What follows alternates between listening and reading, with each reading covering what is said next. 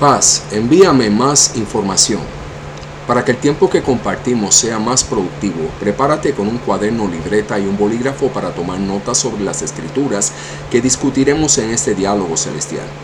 El asesoramiento del discipulado es el proceso en el que dos o más personas se encuentran juntas en la presencia de Cristo, aprenden cómo la verdad de la palabra de Dios puede liberarlos y así son capaces de adaptarse a la imagen de Dios mientras caminan por la fe en el poder del Espíritu Santo.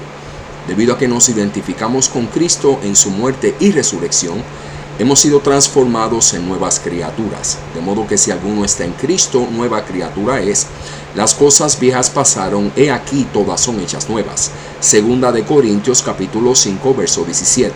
Ahora, por ese cambio somos parte de una nueva comunidad de fe. En este cambio hemos salido de la comunidad de las tinieblas a la comunidad de luz de Cristo y ahora poseemos un nuevo poder de dominio propio en nuestras vidas. Eso se expresa claramente en Romanos capítulo 6 versos del 5 al 7. Porque si fuimos plantados juntamente con Él en la semejanza de su muerte, así también lo seremos en la de su resurrección.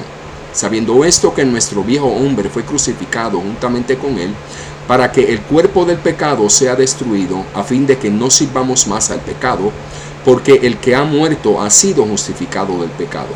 Romanos capítulo 6 versos del 5 al 7. Como hemos pasado de muerte a vida, debemos dar gracias a Dios con gozo en nuestros corazones.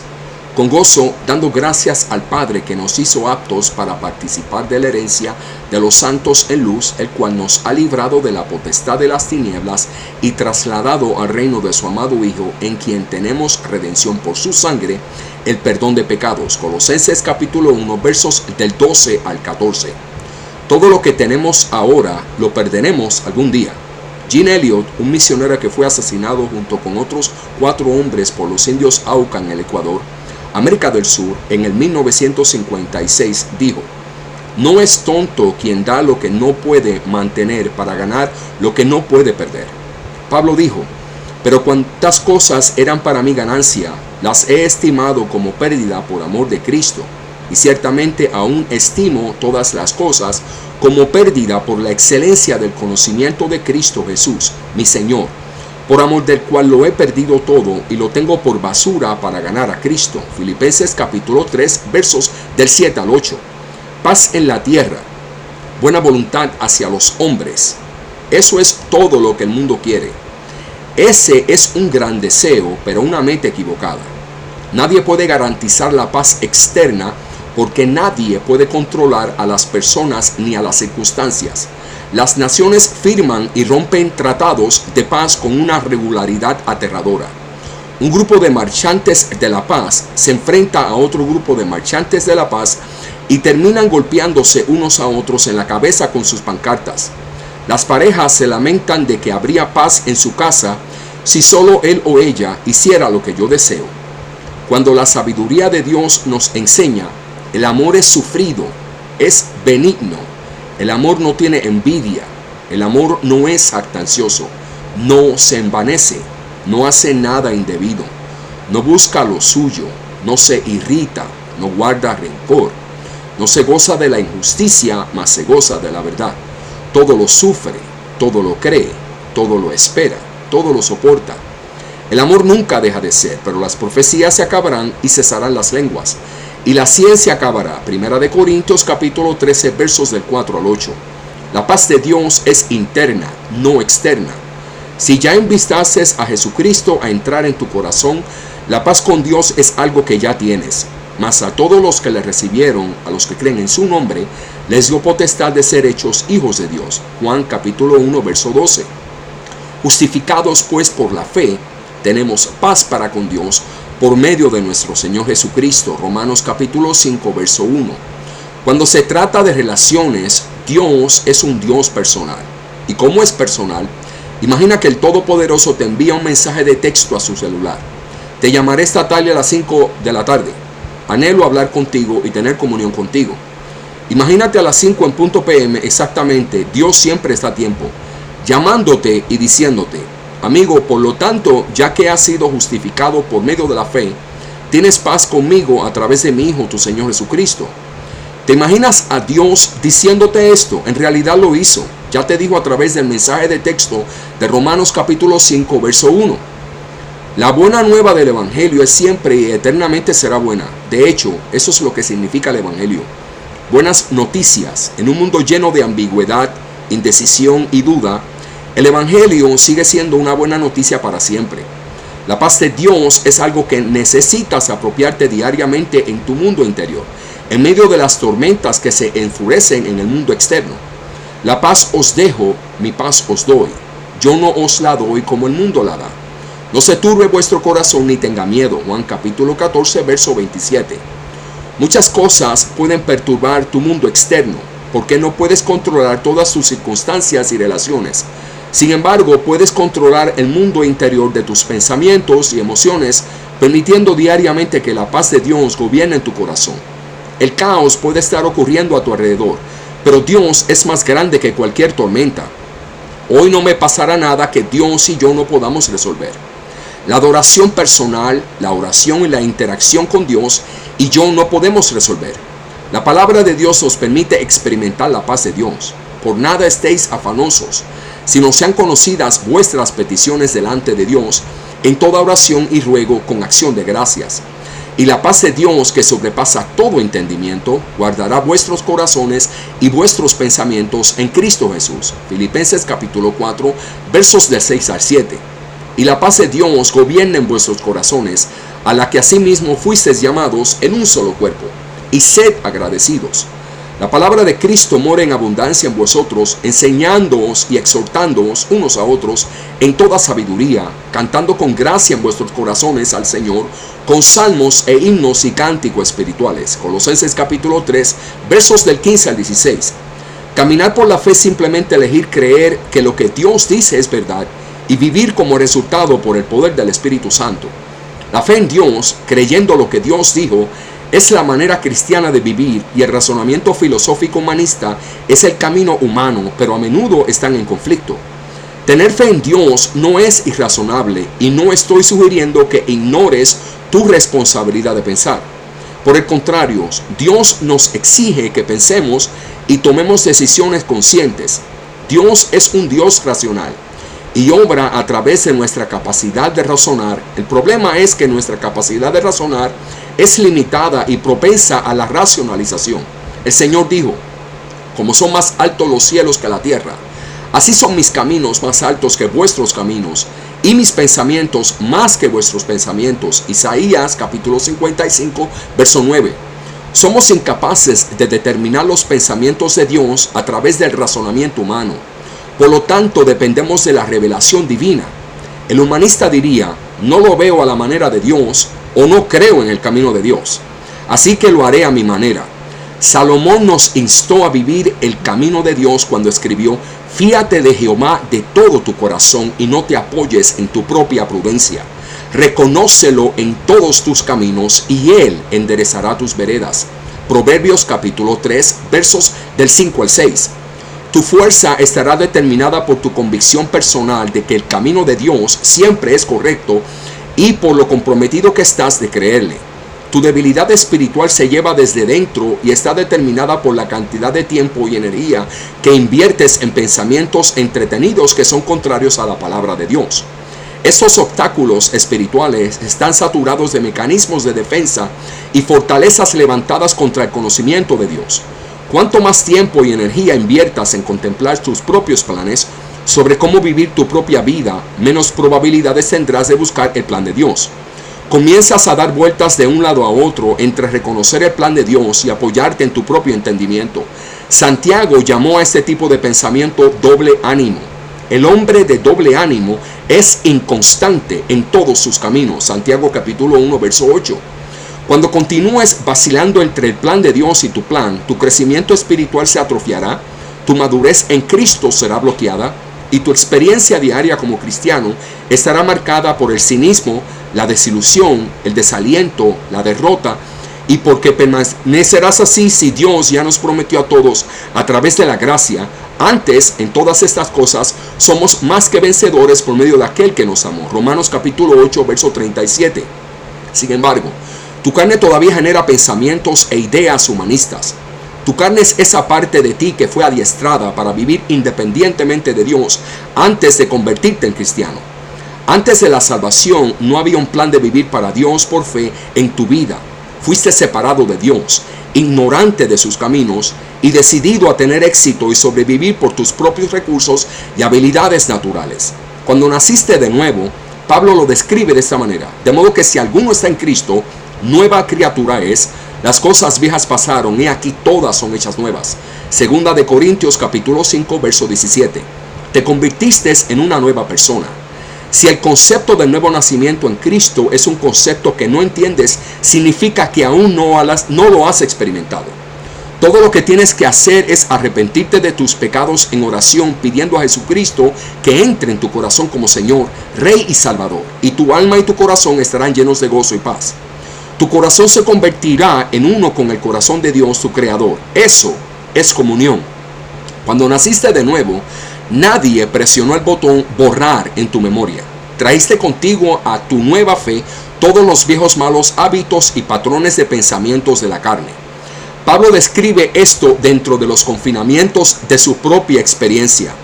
Pero veo otra ley en mis miembros que se revela contra la ley de mi mente y que me lleva cautivo a la ley del pecado que está en mis miembros. Miserable de mí, ¿quién me librará de este cuerpo de muerte? Romanos capítulo 7, versos del 23 al 24. Por lo tanto, aunque tus nuevos deseos de vivir dependientes de Dios y seguir el plan de Dios de vivir por la fe encuentran oposición porque nuestra carne persiste en sugerir vivir independientemente de Dios, estamos continuamente siendo influenciados por este mundo caído. Los medios de comunicación de masas y el entorno mundano están dominados por el pensamiento carnal.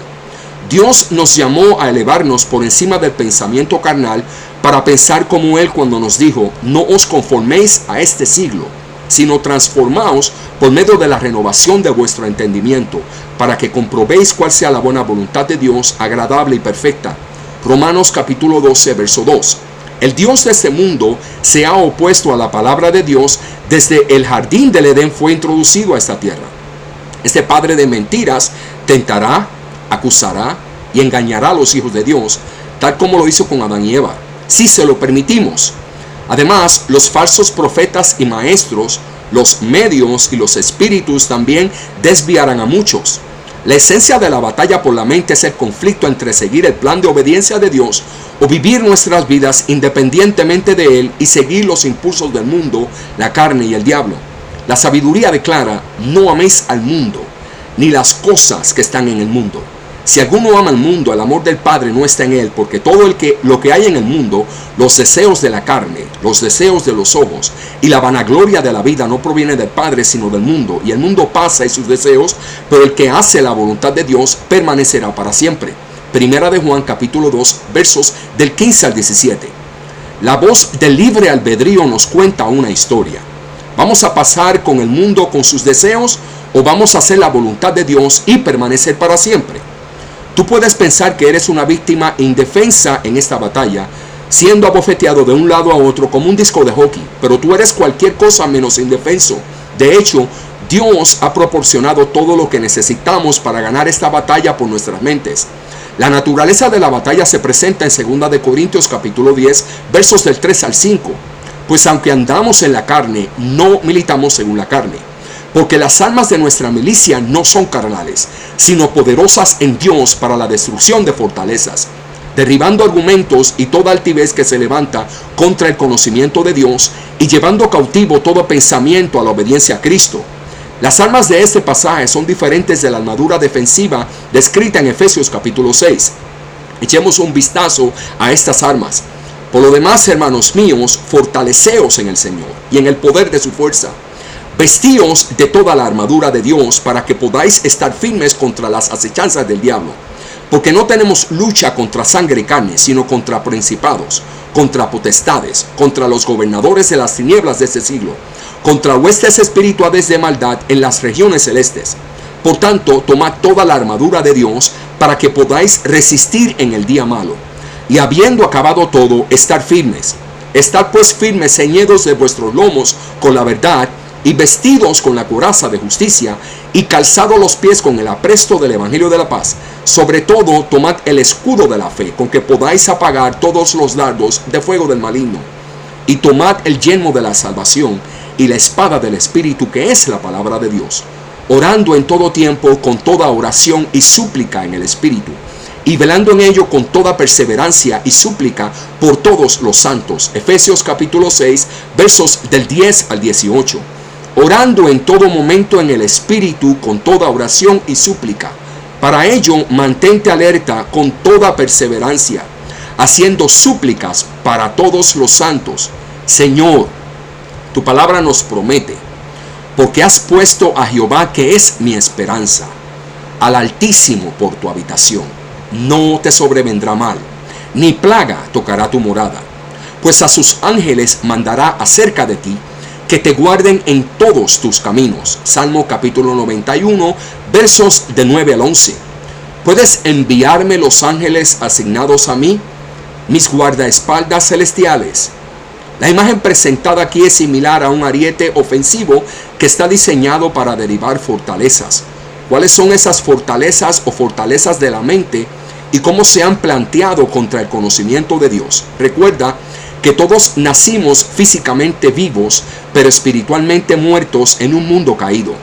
Y Él os dio vida a vosotros cuando estabais muertos en vuestros delitos y pecados, en los cuales anduvisteis en otro tiempo, siguiendo la corriente de este mundo, conforme al príncipe de la potestad del aire, el espíritu que ahora opera en los hijos de desobediencia, entre los cuales también todos nosotros vivimos en otro tiempo en los deseos de nuestra carne, haciendo la voluntad de la carne y de los pensamientos, y éramos por naturaleza hijos de ira, lo mismo que los demás. Efesios capítulo 2, versos del 1 al 3.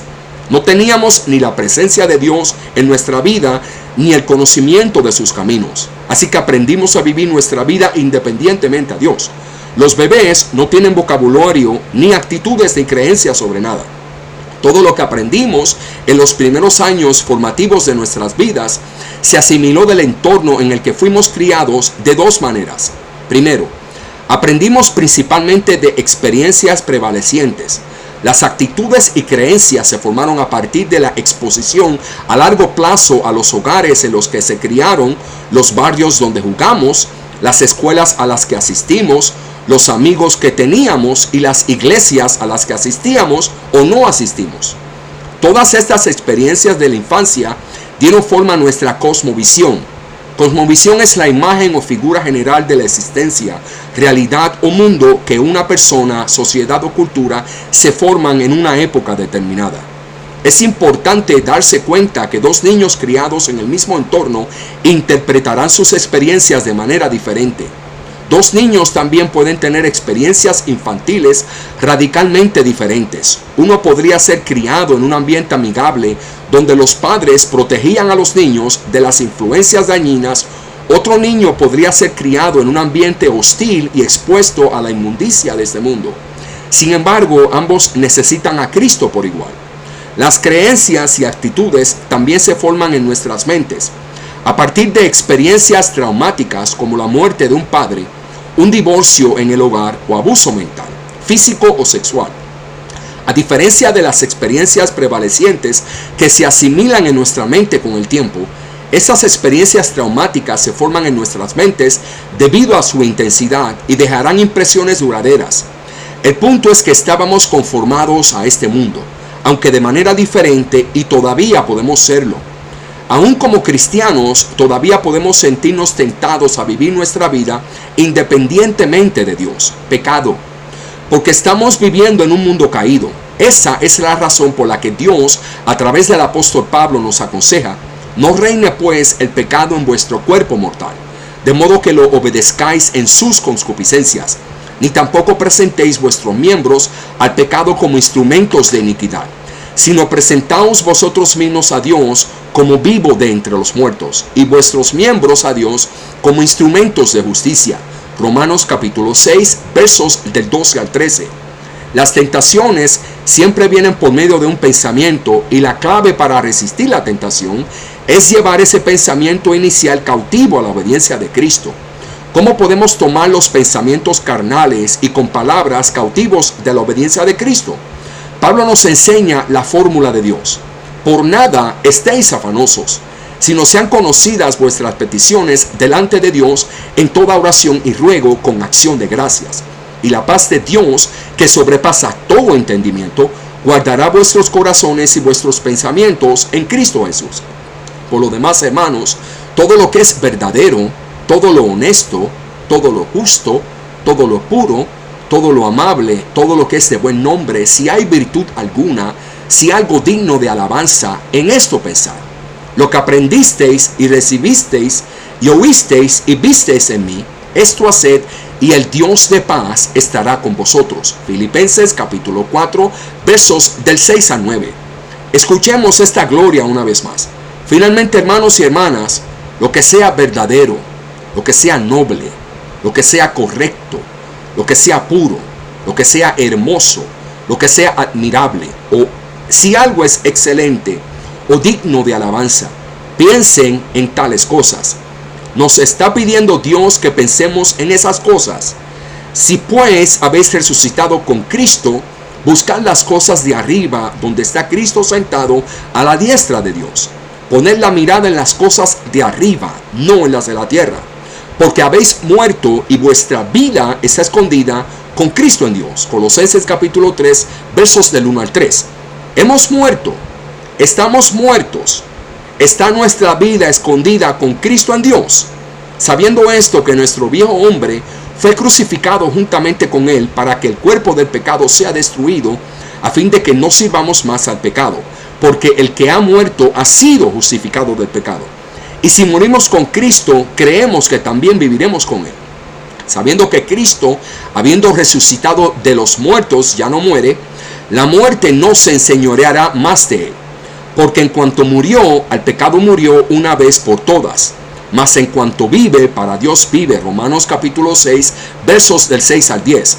Cuando Jesús murió en la cruz, nuestros pecados murieron con él. Con Cristo estoy juntamente crucificado y ya no vivo yo, mas vive Cristo en mí. Y lo que ahora vivo en la carne, lo vivo en la fe del Hijo de Dios, el cual me amó y se entregó a sí mismo por mí. Gálatas capítulo 2, verso 20. Hemos muerto al pecado. Junto al conocimiento de Dios, el conocimiento de quién eres es, con mucho, la verdad más importante que puedes poseer. La principal estrategia de Satanás es distorsionar el carácter de Dios y la verdad de quiénes somos en Cristo. Sin embargo, no puede cambiar a Dios y no puede hacer nada para cambiar nuestra identidad y posición en Cristo. Sin embargo, si nos puede hacer creer una mentira, viviremos como si pensáramos que nuestra identidad en Cristo no es verdadera. Si Dios lo permite, los veré a todos el próximo viernes, pero antes de irme, deseo invitarlos a aceptar a Jesucristo como su Señor y Salvador. Ora conmigo. Padre, reconozco que tengo un problema que me separa de ti y que este problema es pecado. Pero también reconozco que tu palabra me revela, por mi bien hiciste que Jesús fuera pecado, que no conocía el pecado, para que en él pudiera llegar a ser la justicia de Dios. Reconozco que es la solución para mi problema.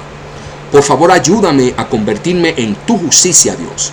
Me arrepiento de mis pecados. Jesús, entra en mi corazón y a través de tu gracia cambia y salva mi vida.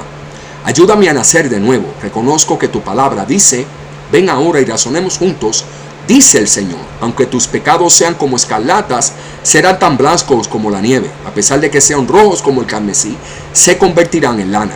Oro en el nombre que está por encima de todos los nombres, en el nombre de Jesús. Amén. Si sinceramente oraste esa oración conmigo, has nacido de nuevo. Encuentra una Biblia, comienza a leer el Evangelio de Juan. En el Nuevo Testamento, el Espíritu Santo te guiará a través de la sabiduría de ese libro.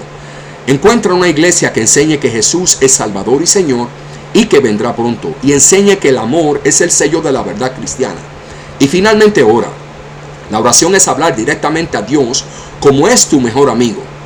Amigo, si vives en el área de San Antonio, en el estado de Texas, y estás buscando un lugar donde adorar, puedes reunirte con nosotros en St. Mark United Methodist Church en 1902 Vance Jackson Road en San Antonio, Texas. Amado, si Dios lo permite, nuestra santa conversación continuará el próximo viernes. Hasta entonces, a todos, paz y gracia por medio del Espíritu Santo.